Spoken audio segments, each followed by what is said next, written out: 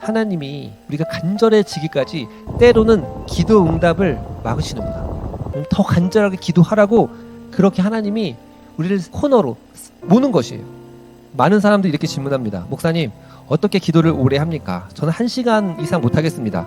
1시간은커녕 저는 3분 카레 3분이면 끝납니다. 여러분, 우리의 기도 시간이 왜 이렇게 짧은 이유는 뭐냐면 기도 시리즈로 말씀을 전하고 있는데요. 한나에 대한 이야기를 하려고 합니다. 이 사사시대잖아요. 이 사사시대 끝 부분에 엘가나라고 하는 사람이 있었습니다. 그런데 아내가 2명이었습니다. 한나와 브닌나였습니다. 그런데 브닌나는 아이를 잘 낳고 한나는 아이를 낳지 못합니다. 그러자 브닌나가 한나를 격분하겠다라고 표현하고 있습니다. 괴롭혔습니다. 약을 올리면서 한나에게 너는 저주받은 여인이라고 막 그녀를 조롱했던 것 같습니다.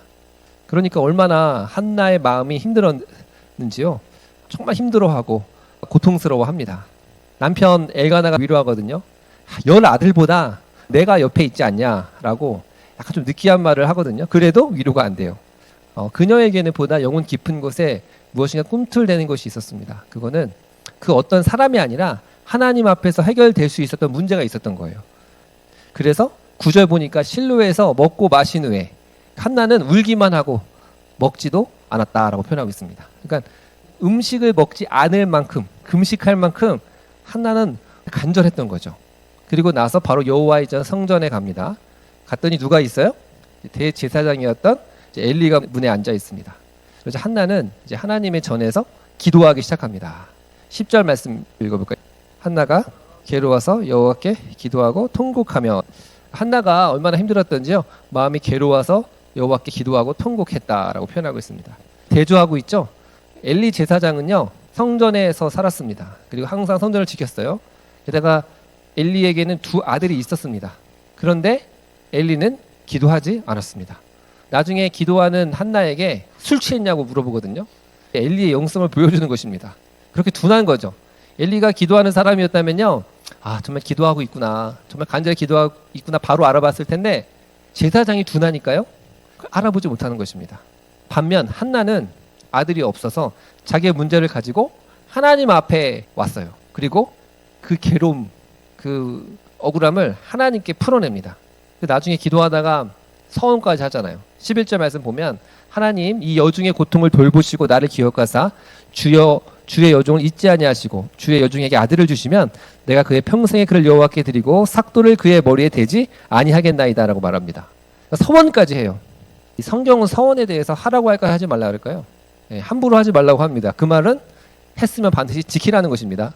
특별히 이제 나실인 서원 같은 경우에 하나님께서 특별히 받으시는 서원이었습니다. 하나는 얼마나 간절했던지요. 아들을 만약에 낳게 해주시면 그 아들을 하나님께 바치겠다라고 이야기를 합니다. 그러면서 제발 아들을 달라고 간절히 기도합니다. 여러분, 왜 그랬을까요? 왜 이렇게 한나는 간절히 기도했을까요? 당시에 아이가 없으면요, 하나님께 저주받은 것이라고 사람들이 생각했어요. 그러니까 분인나도 계속 너 저주받은 거 아니야? 너 그 전에 죄가 있지. 너 죄를 솔직히 얘기해봐. 그 죄 때문에 너 저주받아서 지금 아이를 낳지 못하는 거야. 그렇게 아마 비꼬 와서 한나를 열받게 했던 것 같아요. 그러니까 본질적인 문제는 한나는 하나님과의 관계였어요. 정말 내가 하나님과의 관계가 지금 삐뚤어져서 하나님이 내게 징계하시는 건가? 해열매는 그의 상급이라고 했는데 하나님이 일부러 나한테 어떤 잘못한 죄 때문에 그러시는가? 그러면서 한나는 하나님과 자기 자신의 관계를 깊이 들여다보고 들어갑니다.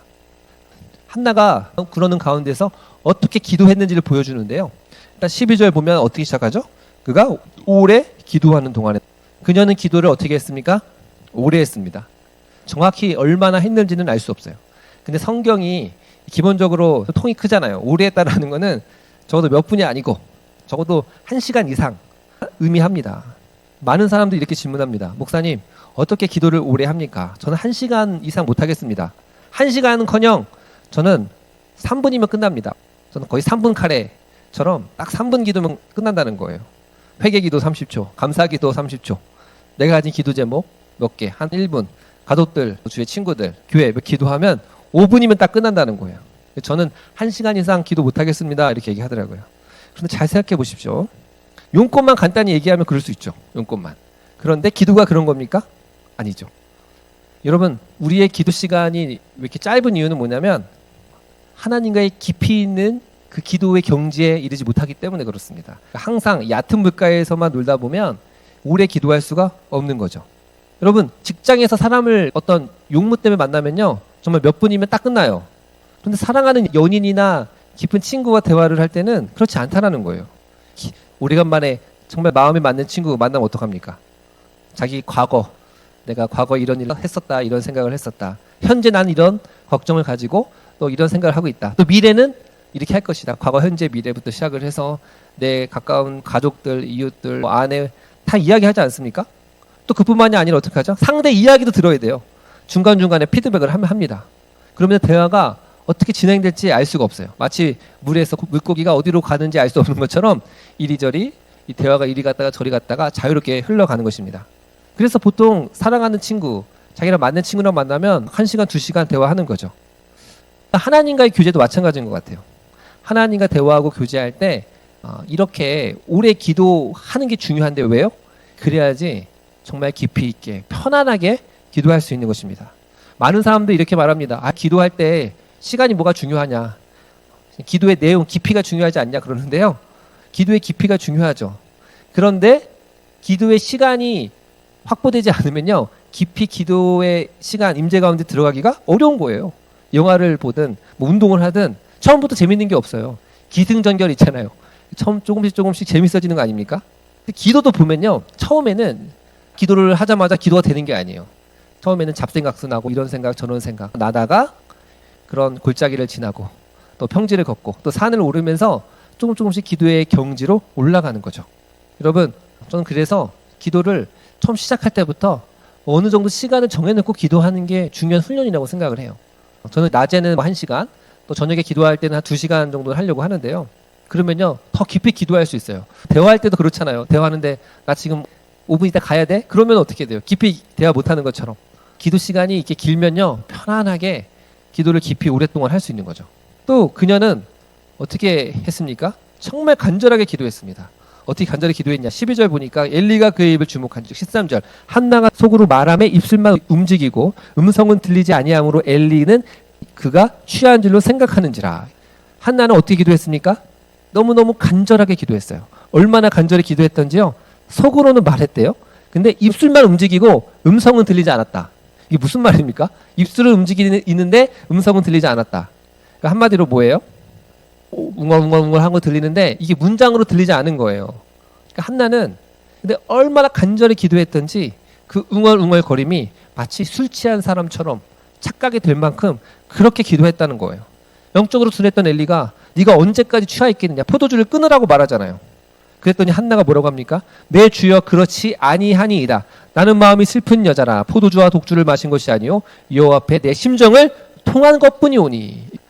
영어 성경 보니까 풀 아웃, 완전히 쏟아냈다라는 거예요.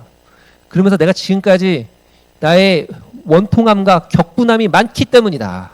그러니까 분인나가 나를 열받게 했던 거, 지금까지 자녀가 없어서 아들이 없어서 저주받은 여인이라는 소리를 듣고 항상 위축당하며 살았던 거, 나의 원통함, 이런 것을 하나님 앞에서 다 이야기하는 것입니다.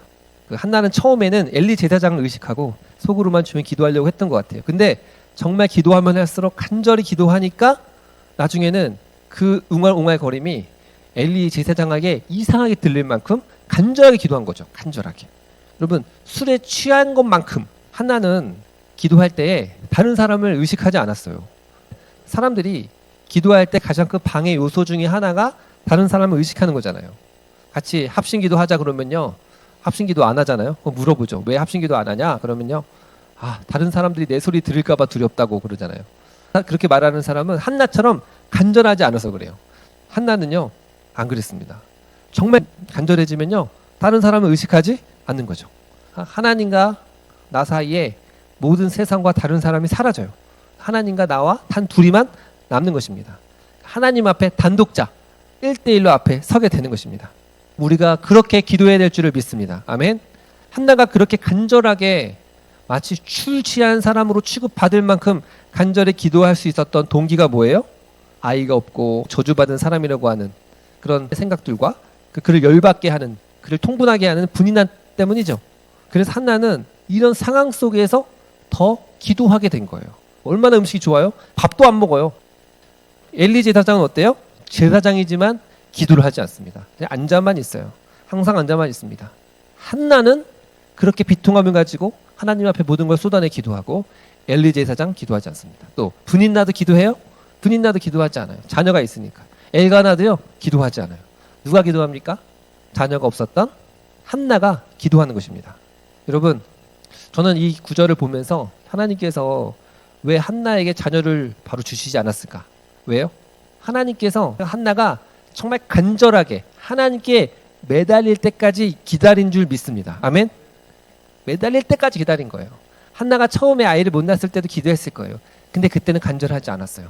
근데 분인나가 열받게 하기 시작하니까 정말 그때부터 상처를 받으면서 하나님께 간절하게 기도하고 싶은 마음이 드는 것입니다. 여호와께서 자기에게 간구하는 모든 자, 곧 진실하게 간구하는 모든 자에게 가까이 하시는도다. 하나님께서 어떤 사람이요? 진실하게 간구하는 모든 자에게 가까이 하신다는 것입니다. 제가 하나님의 절대 주권의 전도자 아닙니까? 항상 하나님의 절대 주권을 강조하는데, 이 하나님의 절대 주권을 너무 강조하다 보면 사람들이 오해하는 게 있어요. 그건 바로 기도의 동력이 떨어진다, 이렇게 말합니다. 어차피 다 하나님이 마음대로 할 거잖아. 하나님의 뜻대로 하는데 기도에서 뭐 있어? 이런 생각을 사람들이 할 수 있어요. 그리고 저도 성령 충만하지 않으면 그 하나님의 절대 주권의 교리를 그렇게 이용해서 자신의 게으름을 합리화합니다. 그런데 잘 생각해 보세요. 물론 하나님은 모든 것을 그의 뜻과 계획대로 결정하고 이끌어 가십니다. 그런데 그 하나님의 계획을 바로 기도하는 사람, 특별히 간절히 기도하는 그 한 사람을 통해서 하나님의 뜻을 이루어가는 줄을 믿습니다. 아멘.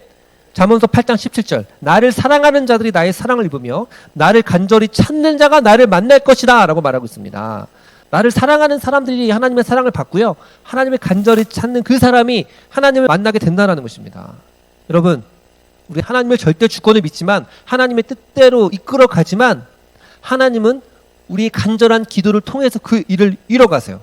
그래서 우리는 하나님의 절대 주권을 믿지만 더 기도에 힘써야 될 줄을 믿습니다. 누가복음 22장 44절 말씀 보니까 예수께서 힘쓰고 애써 더욱 간절히 기도하시니 땀이 땅에 떨어지는 핏방울같이 되더라 라고 표현하고 있습니다. 예수님이 하나님과 깊은 연합 가운데 있었어요. 예수님은 이 역사, 우주와 만물이 어떻게 되는지 미리 다 알고 계신 분이었어요. 예수님은 심지어 바다의 물고기 한 마리의 움직임까지도 정확히 아는 분이었거든요. 그런데 예수님이 기도를 어떻게 했어요? 대충 했어요?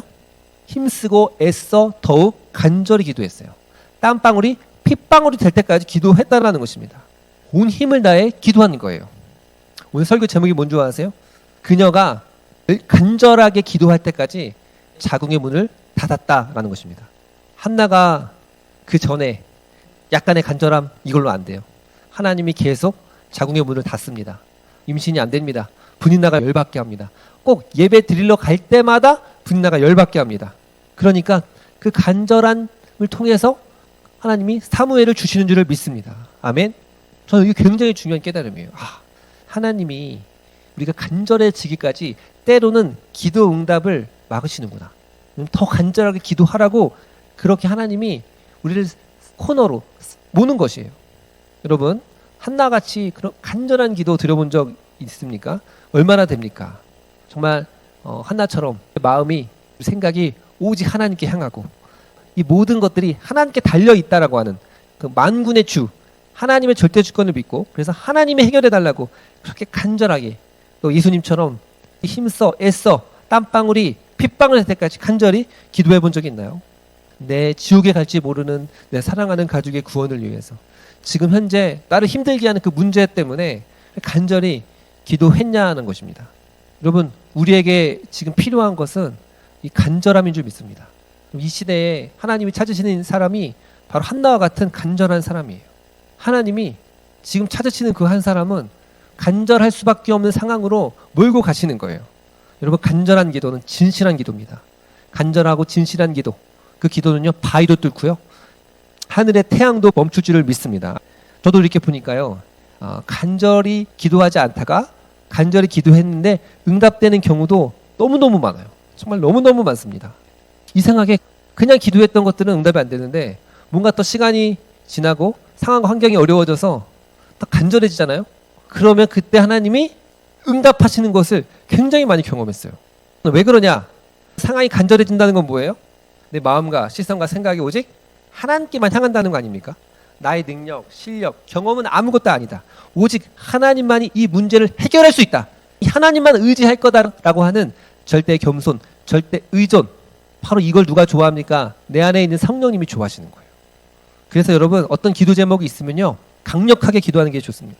금식기도. 한나도 금식기도 하는 거 아닙니까? 먹지도 않고 집중해서 금식하며 기도하면요, 하나님이 일하시는 것을 굉장히 많이 경험합니다. 빌립보서 4장 6절과 7절 말씀, 아무것도 염려하지 말고 다만 모든 일에 기도와 간구로 너희 구할 것을 감사함으로 하나님께 아뢰라. 그리하면 모든 지각에 뛰어난 하나님의 평강이 그리스도 예수 안에서 너희 마음과 생각을 지키시리라 말씀하셨어요. 마음과 생각을 지키세요. 뭐가 없어지는 거예요? 마음의 근심, 두려움, 격분케 하는 감정들, 이런 것들이요, 눈 녹듯이 사라지게 되는 거예요. 말씀 보면 엘리 제사장이 그녀에게 말하잖아요. 평안히 가라. 이스라엘의 하나님이 네가 기도하여 구한 것을 허락하기를 원한다. 그리고 집에 돌아가거든요. 그러면서 정말 놀라운 말씀이 나옵니다. 그녀가 가서 먹고 얼굴에 다시는 근심빛이 없더라. 기가 막히지 않습니까? 아직 자녀가 생겼어요? 안 생겼어요? 아직 안 생겼어요. 생긴 게 아닙니다. 자녀는 언제 생겨요? 그 다음 19절에 생겨요. 19절에 생긴 다음에 응답이 된 이후에 근심빛이 없어져야 되는 게 맞잖아요. 근데 한나는 이미 기도만 했는데 근심빛이 사라졌어요. 그리고 나서 그 믿음대로 19절 보니까 하나님이 한나를 생각해서 아이를 주시는 거예요. 여러분, 이 너무 신기한 거 아닙니까? 우리가 본받아야 되는 게 바로 이것입니다. 한나가 열심히 기도했습니다. 그리고 성전 문을 벗어납니다. 그때 성령 충만하지 않았던 엘리 제사장이 너의 기도가 응답되기 원한다, 이렇게 얘기를 했어요. 근데 한나는 그 성령 충만하지 않은 그 엘리 제사장의 말, 그 설교를 듣고도 믿음으로 받아들였어요. 그리고 마음의 근심빛이 사라졌다라고 표현했어요. 여러분, 믿음으로 구하고 조금도 의심하지 말라. 의심하는 자는 마치 바닷바람에 밀려 요동하는 바다 물결 같으니 이런 사람은 무엇이든 주께 얻기를 생각하지 말라라고 야고보서 1장에 말씀합니다. 한나는요, 절대 확신이 있었어요. 기도가 응답될 거라는 그 확신을 가지고 돌아왔어요. 그래서 아직 실제로 환경과 상황이 전혀 변화되지 않았는데 근심은 사라졌어요. 이게 신기한 거예요. 아이가 들어서고 나서 근심이 사라진 게 아니라 먼저 기도가 응답된 것처럼 믿고 확신하고 근심이 사라졌다는 거예요. 여러분, 이게 굉장히 중요한 기도의 핵심입니다. 어떻게 기도합니까? 믿음으로 기도하는 줄 믿습니다. 아멘. 모든 일에 감사함으로 아뢰면 하나님이 지각이 뛰어난 은혜와 평강을 주신다는 거예요. 초월적인 은혜와 평강이 한나에게 임한 줄을 믿습니다. 음식물 쓰레기를 밖에 버리러 갔어요. 그러면 들어올 때는 음식물 쓰레기 들고 오면 돼요? 안 돼요? 안 되죠. 마찬가지입니다. 우리가 하나님 앞에 근심의 짐을 가지고 왔잖아요. 너의 짐을 여호와께 맡기라. 하나님께 맡기잖아요. 돌아올 때는 그 근심의 짐이 사라져야 될 줄을 믿습니다. 아멘. 만약에 근심의 짐이 해결되지 않았잖아요. 그러면 계속 기도해야 돼요. 해결될 때까지. 지사님은 차 타고 돌아가시면서 차에서도 계속 기도하는 거예요. 또 집에 가서도 계속 기도하는 겁니다. 언제까지요? 그 근심이 완전히 사라져서 확신에 이를 때까지 기도해야 되는 줄 믿습니다. 아멘. 이게 중요한 거예요. 확신에 이를 때까지, 근심빛이 사라질 때까지 한나는 기도했다라는 것입니다. 아멘. 제가 서울에 사역할 때 저희 집에 앞에 큰 나무가 있었어요. 항상 새벽 5시에 새벽 예배를 드립니다. 그러면 참 신기한 걸 많이 느꼈어요. 분명히 새벽 예배를 드리러 갈 때는 그 나무가 안 보여요. 근데 새벽 예배 가서 열심히 기도하고 오잖아요. 갑자기 그 나무가 너무 아름답게 보여요. 그 나무 한 그루가. 그리고 일주일, 2주일보다 잎사귀가 달라졌네? 아, 여기가 싹이 돋네? 그러면서요, 그 나무가 보이더라고요. 참 신기해요. 그리고 마음에 은혜와 평강이 임해요.